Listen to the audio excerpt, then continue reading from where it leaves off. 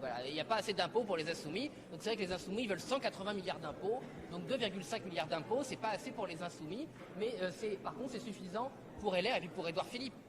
Monsieur Rigueur, Monsieur Bonne Gestion, Monsieur Focus surtout, Monsieur Hypocrite, voilà, qui arrive avec un groupe qui n'obéit même pas à un ancien Premier ministre qui ne sera donc jamais, on l'espère, président de la République. Parce que quand on a aussi peu d'autorité comme ancien Premier ministre, une boussole qui donne le Sud, et que son propre groupe n'arrive pas à voter comme le veut son chef, voilà, nous au Rassemblement National, quand on a Marine Le Pen qui donne une instruction, quand on a Jordan Bardella qui s'engage devant les Françaises et les Français, il y a 100% des députés Rassemblement National qui votent comme on s'y engage. Voilà. Donc tous ces espèces de groupes, ces machins qui n'ont plus ni queue ni tête, où ils peuvent dire à la télé on est contre, à la fin on s'abstient et au milieu on vote pour, tout ça est absolument pitoyable. Voilà, il y a un moment il faut utiliser les bons mots, c'est consternant pour l'intérêt général, mais c'est vraiment pitoyable pour ce personnel politique qui, pour sauver leur minuscule petit siège, dans lequel d'ailleurs ils ne seront jamais, sauf aujourd'hui, sont prêts à tout pour faire payer pour les Françaises et les Français.